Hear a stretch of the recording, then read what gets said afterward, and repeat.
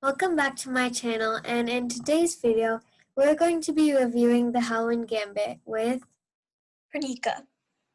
Okay, so let's start. So it is with e4, e5, knight f3, knight c6, knight c3, knight f6, and the gambit part of this line is knight takes e5. So that's where the gambit starts. And if they didn't play that move, they probably would play like bishop b5. But in this case, the gambit line is knight takes e5, knight takes e5, and then d4. So what white did, is they sacrificed a piece. The knight took this pawn, but what their plan is to do is they're trying to gain the center control. And if they have that center, then they're thinking to have activity with the pieces. So, and then the knight can just go anywhere, like usually knight c6, or sometimes knight g6. But wherever the knight goes, you push one of your pawns. So, and then actually this pawn is better. So then they play knight e5, and then you can go bishop f4. So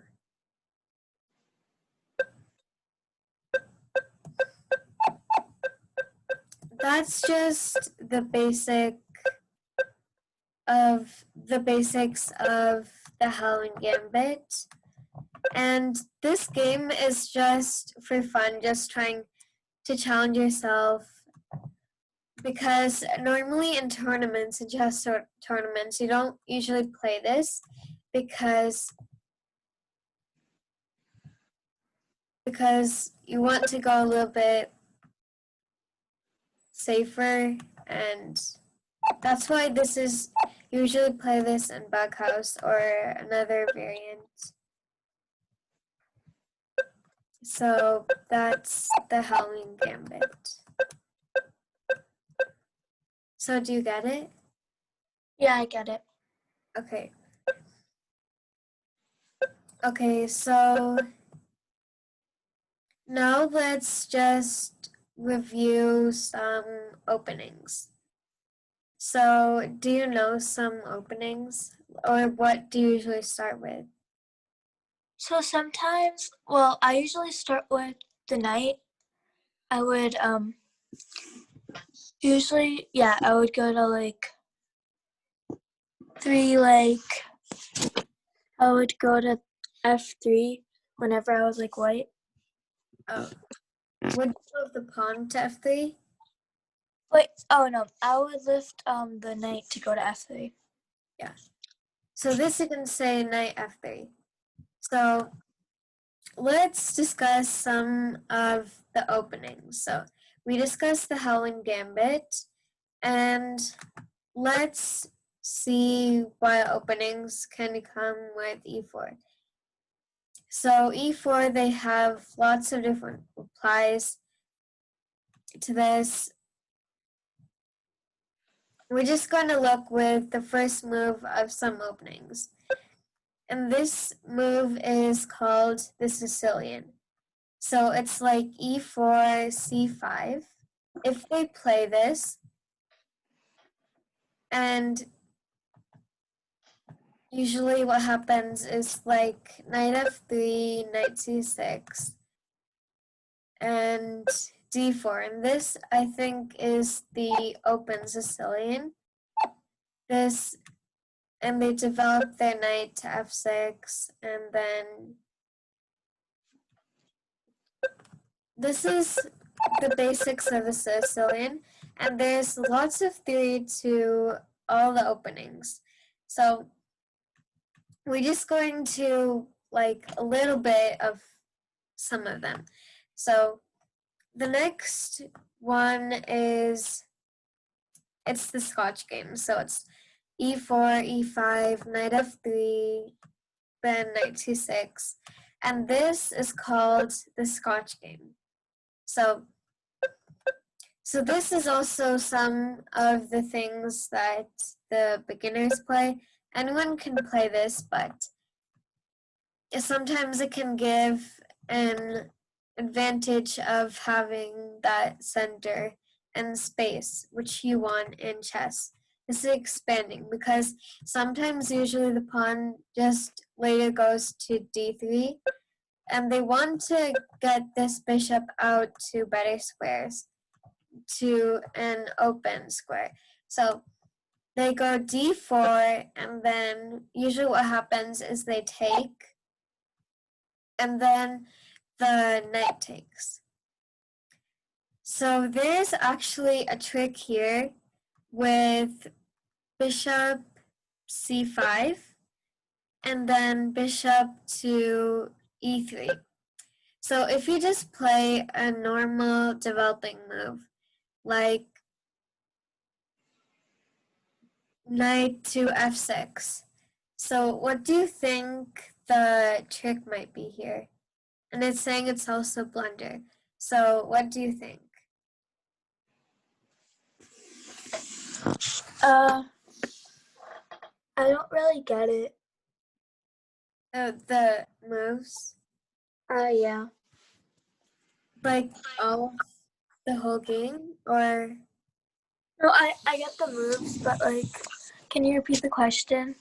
Oh, so it's saying here that it's a blunder, and what you can do is, it's a trick, it's a tactic to get an extra piece.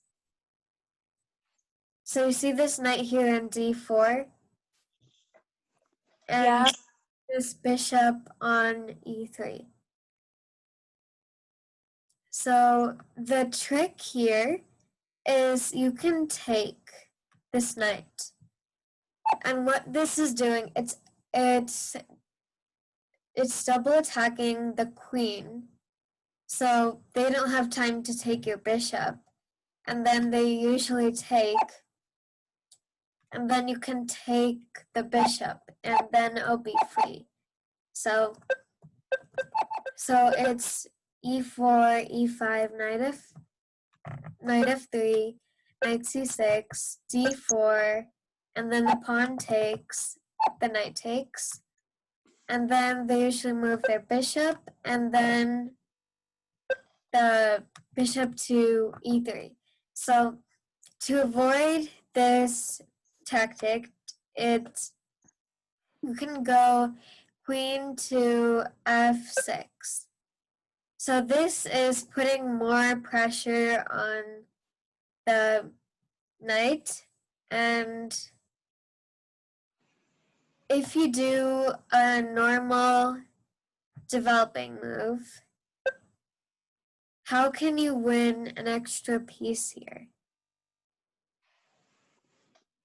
So you see there's the bishop attacking this knight. There's the knight, the black knight, and also the queen. So this is looking at the attackers. So there's 3 attackers, the queen, the bishop, and the knight. And for the defenders, you have the bishop and the queen. So if there's more attackers than defenders, then you can get the piece. So you can take with the bishop or the knight. And then you can just get the free piece. And you can even take back with your queen. So you usually play e3 after this move, supporting the knight. So now we have 1, 2, 3 attackers on this knight, and we have 1, 2, 3 defenders, counting the pawn, which is supporting the knight. So let's go back to some of the moves. So what happens, this is just a recap of before. So what happens if I play knight f6?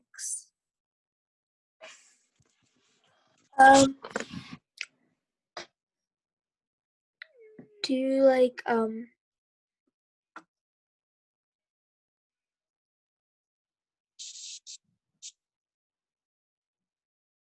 So this is with the double attack that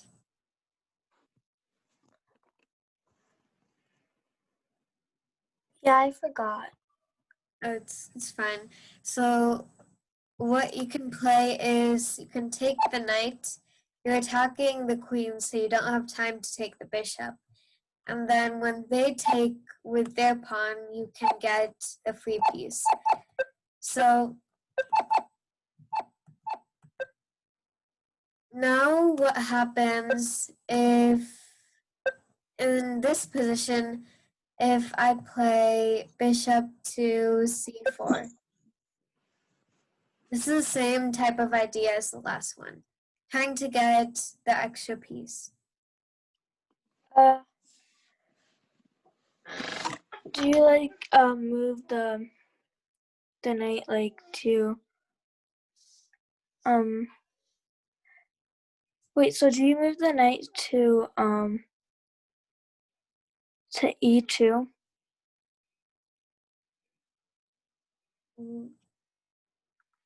Which knight?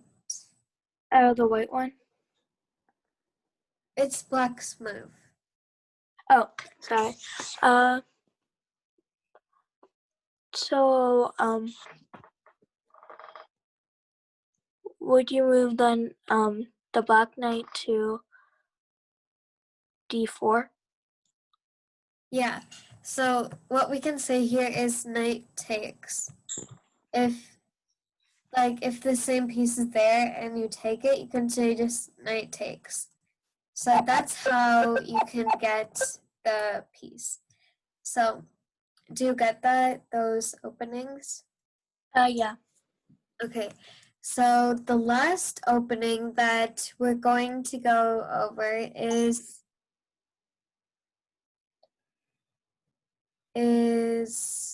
let's do the Ruy Lopez. So this is the same starting that all 3 of our openings had, but this time we go with the bishop. We go to bishop to b5. So this move, we're kind of challenging this knight on c6 because it's because the white knight is also attacking it. But the pawn is, and later in the lines, you can actually get the pawn back, and we're going to see how.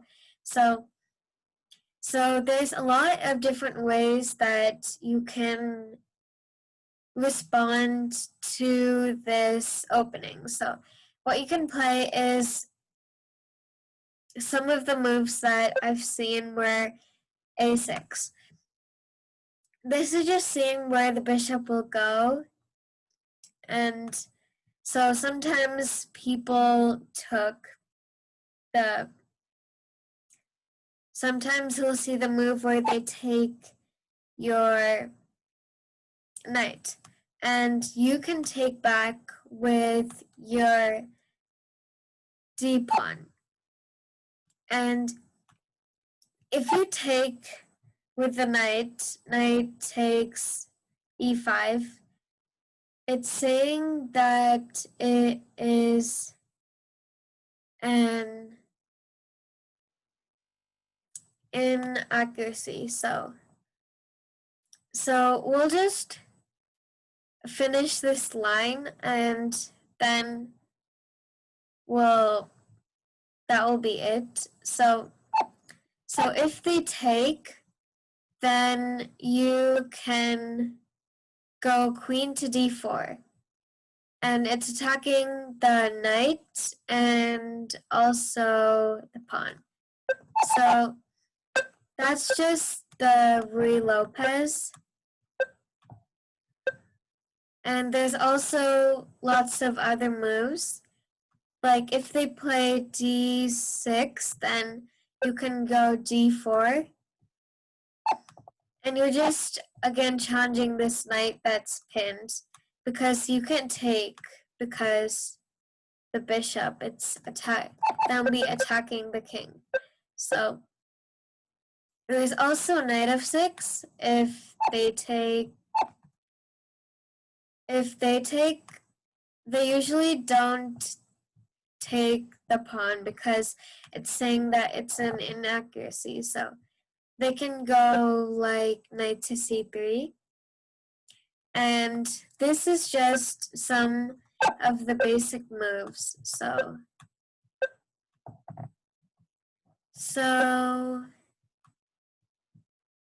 And there's lots of other moves, but I think that will be all that we're going to discuss. So I hope you enjoyed this video, and if you did, please make sure to like, subscribe, and share this video to others. And I'll see you on my next video.